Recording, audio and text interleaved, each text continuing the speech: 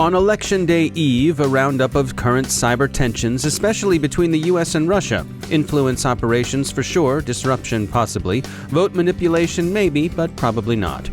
UK retail bank Tesco shuts down online operations due to a wave of fraud, and Indian police say a rival service seems responsible for a July DDoS attack in Mumbai.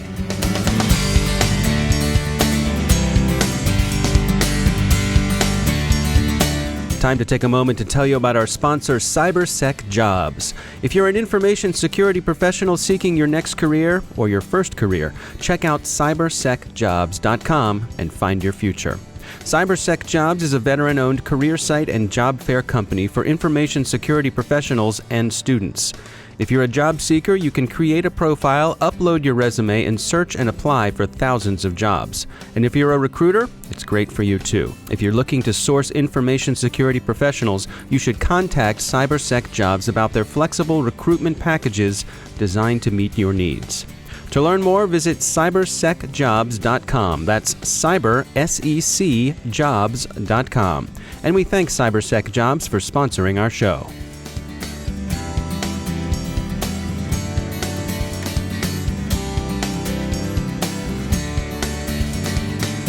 I'm Dave Bittner in Baltimore with your CyberWire summary for Monday, November 7th, 2016. You may have heard that widespread concern about the prospects of Russian intelligence services hacking elections has prompted authorities to take measures they hope will contribute to securing the vote. Indeed, this is the case. Government officials in Montenegro have begun to upgrade the security of that country's voting apparatus as suspicions arise that Russian operations have been interfering with election sites. Oh, and there's also this election going on in the United States tomorrow. The Americans, too, seem to have the same case of the willies as the Montenegrins about Russian security services. That is, the APTs known as Cozy Bear and especially Fancy Bear. The most commonly voiced concerns fall into three categories. First, there's the prospect of direct manipulation of vote tallies by enemies, both foreign, that would be the Russians, and domestic. Choose your own poison on this one, partner. Despite recent proofs of concept by Cylance and others, direct hacking of votes, wholesale election theft on a scale not seen since the good old days of the Chicago machine, is generally regarded as unlikely. The second category of concern involves disruption of voting. Distributed denial of service attacks that might impede voting or delay counting are thought somewhat more likely, especially in the wake of the recent Mirai-enabled DDoS attacks that have put so many on their guard against this particular threat. On this second class of threat, the Mirai botnet provides a cautionary example. It now appears that last week's incident in Liberia was less devastating than initially reported, but botnet-driven DDoS remains a matter of concern. Andrew Howard, Chief Technology Officer for Kudelski Security, told the CyberWire, quote, "This growing problem goes beyond unchanged default passwords left on devices. There is an urgent need for proven security tactics and technology for the IoT space. Companies of all types need to ensure customer devices and systems meet desired security levels at all stages of their life cycles." End quote. Without taking such steps, Howard said, companies run the risk of leaving the door open to attackers. Returning to election fears, there's the prospect of information operations designed to discredit the U.S. electoral system. These operations are widely believed to be well underway, and all signs in this regard point to Russia.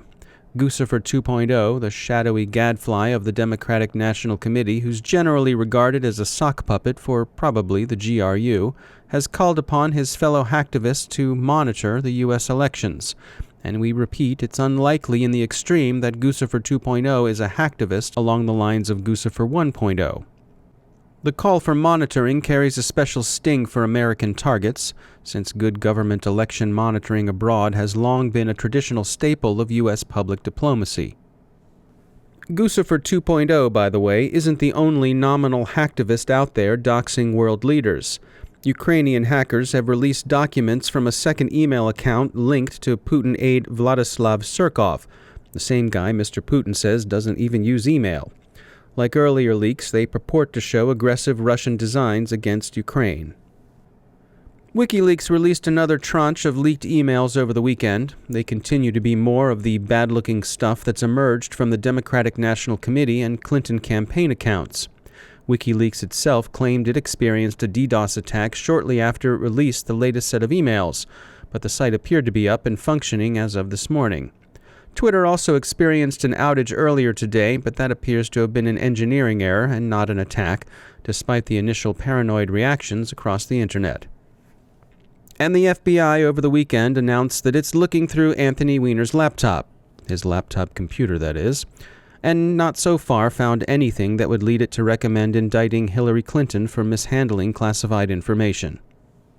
There have been various dark hints in recent weeks about planned or at least possible U.S. retaliation against any Russian electoral hacking, and senior U.S. officials and industry figures have certainly discussed retaliatory options in the event of a clearly attributed cyber attack. Over the weekend, the Russian press has reported U.S. penetration of Russian critical infrastructure networks, and the Russian government has demanded an explanation. There's been no public U.S. response beyond continuing efforts on the part of state governors and the Department of Homeland Security to reassure the public of the integrity of the voting system. ForcePoint, who's been following election-related chatter closely, noted to us late this afternoon that influence operations aside, the FBI has found, quote, malicious actors scanning and probing state voter databases for vulnerabilities, end quote. The actors were operating from servers hosted by a Russian company, but the probes and scans aren't, so far at least, being attributed to the Russian government. Election hacking aside, authorities are following internet chatter by al-Qaeda and other jihadist groups that appears intended to inspire physical attacks on locations associated with voting. State and federal authorities are on their guard and pursuing several lines of investigation. It is with somber relief that we turn to ordinary cybercrime, which is bad enough but seems somehow more tractable than election influence. Tesco Bank, a major consumer bank in the UK, halted online transactions after at least 20,000 customers were hit with fraud and a further 40,000 experienced attempted fraud. It's a big enough caper with enough lessons to be learned that we offer some of the reactions we've received from security experts. Shane Stevens from Vasco Data Security told the CyberWire this demonstrates the need for banks to, quote, take a step back and assess their endpoint access and all their layers of security, end quote. Mark Wilson, Director of Product Management at StealthBits Technology, framed the issue for us this way, quote, the big question is, how did the perpetrator get access to 40,000 accounts? Internet banking utilizes multi-factor authentication. Were two-factor authentication tokens compromised?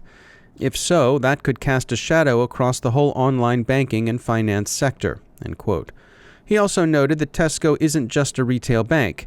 It's also the largest grocery retailer in the UK, and it offers a range of services including mobile telecommunications, internet services, insurance, and credit services. Wilson said that, quote, unless Tesco segregates those platforms, it stands to reason that they may also be at risk, or perhaps already compromised, end quote. Kunal Anand, CTO and co-founder of Prevoti, said to the CyberWire, quote, it's one thing to steal your identity, it's another thing to steal your money. There is even more pressure on financial services organizations like Tesco to have more controls within their network, endpoints, and applications, including RASP, to monitor and protect against fraud. The raw data from these controls, combined with anomaly detection, could allow organizations to react faster and help reduce overall fraud, end quote.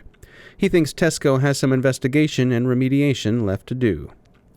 One final note on cybercrime and prospective punishment comes from India, where police in Mumbai have concluded that a DDoS attack on a major internet service provider wasn't the work of criminal gangs or foreign security services after all.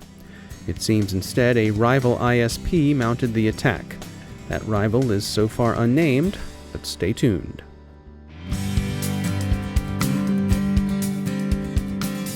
It's time to tell you about one of our sponsors, E8 Security, and let me ask you a question. Do you fear the unknown? Lots of people do, of course. Mummies, werewolves, stuff like that. But we're not talking about those. We're talking about real threats, unknown unknowns lurking in your network. The people at E8 have a white paper on hunting the unknowns with machine learning and big data analytics that go beyond the old-school legacy signature matching and human watchstanding. Go to e8security.com/DHR and download their free white paper, Detect, Hunt, Respond.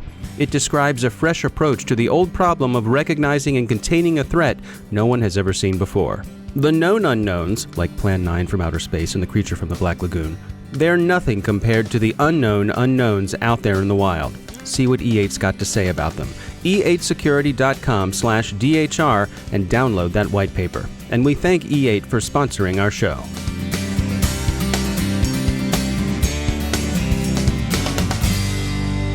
Joining me once again is Ben Yelin. He's a senior law and policy analyst with the University of Maryland Center for Health and Homeland Security. Ben, it seems like our election here in the United States is right around the corner, and I wanted to check in with you to see what do we know, if anything, about our two major candidates, Hillary Clinton and Donald Trump, about their positions when it comes to cybersecurity and things like surveillance. Well, Dave, we actually know relatively little. It hasn't played a huge role in the campaign. I know it actually came up at the first debate. Donald Trump famously said that his son Barron was very proficient at computers, and that was sort of a segue into talking about the importance of cybersecurity. I think on the electronic surveillance side, both Secretary Clinton and Donald Trump would be more favorable to some of the bulk electronic surveillance programs than the Obama administration. It's worth pointing out the Obama administration was actually quite favorable to electronic surveillance. For example, after the 2015 San Bernardino attacks, Secretary Clinton called for an intelligence surge and for increased monitoring on social media for suspected terrorists. Again, all things that the Obama administration has done. But, I haven't seen her comment on some of the Edward Snowden divulged information, such as the phone records program or the collection of the content of online communications under the FISA Amendments Act. So it'll be interesting to see if either of the candidates take a firm policy stance on that. I think a lot of it will be determined by what happens in Congress. Certainly, generally, Democratic lawmakers are slightly more eager to chip away at some of the excesses of the electronic surveillance programs, but there was a bipartisan coalition to pass the USA Freedom Act, which ended the NSA's collection of bulk metadata back in 2015. And that was really the first time since 9/11 that such a program had been curtailed in that way. So I think it's certainly something worth paying attention to. It's such a critical and important issue and has played such a small part in our presidential campaign. So it's certainly something to pay attention to. All right, Ben Yelin, time will tell. Thanks for joining us. And that's the CyberWire. I want to send out a sincere thank you to all of you who listen every day and welcome our new listeners as well. The number of people listening and downloading our show continues to grow every month, and October was no exception. We hope you'll recommend our show to your friends and coworkers and consider rating the show and writing a review on iTunes. It really does help new people find the CyberWire. So thanks. All of us here truly appreciate your support. For links to all of today's stories, along with interviews, our glossary, and more, visit thecyberwire.com. Thanks to all of our sponsors who make the CyberWire possible. The CyberWire podcast is produced by Pratt Street Media. Our editor is John Petrick, our social media editor is Jennifer Iben, and our technical editor is Chris Russell. Our executive editor is Peter Kilpie, and I'm Dave Bittner. Thanks for listening.